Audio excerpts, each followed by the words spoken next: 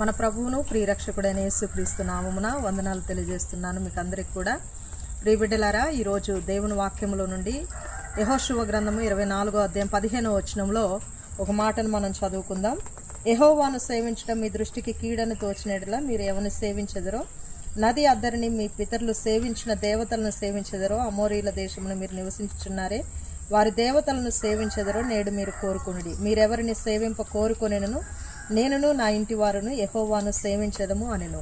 యెహోషువ మరి ఇశ్రాయేలు ప్రజల ఎదుట మాట్లాడుతున్నటువంటి మాట ఏంటంటే, మీరు ఎవరిని సేవించాలని అనుకున్నప్పటికి కూడా, మీరు ఏ దేవతలను కోరుకున్నప్పటికీ కూడా, మీకు ఏదైతే ఇష్టమో అది చేయాలని మీరు అనుకున్నప్పటికీ కూడా, నేనును నా ఇంటి వారును యెహోవాను సేవించదమని చెప్తున్నాడు.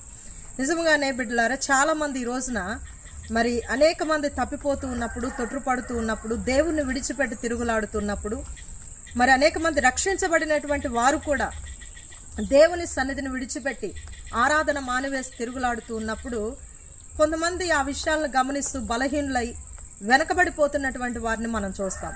అయితే యెహోషువ బలహీనుడు కాలేదు, భంగపడలేదు, కృంగిపోలేదు. తప్పిపోతున్న వారి వైపు చూసి, మరి బలహీనమైపోతున్నటువంటి వారి వైపు చూసి, దేవుణ్ణి విడిచిపెట్టి ఇతర దేవతలను పూజించే వారి వైపు చూసి, ఆయన ఎప్పుడు కూడా దారి తొలగి వేరే దేవతలను పూజించాలని అనుకోలేదు. కానీ ఐగుప్తు దేశం నుండి బయటికి తీసుకొని వచ్చినటువంటి మహా గొప్ప దేవుడైనటువంటి మహాఘనుడైనటువంటి దేవుణ్ణి మాత్రమే సేవించడానికి అతడు ఇష్టపడ్డాడు.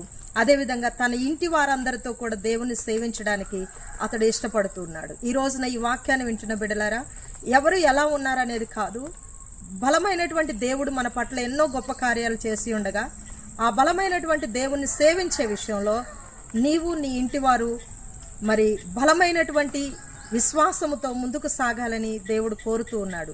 దేవుడి మాటలు దీవించునుగాక. ఆమేన్.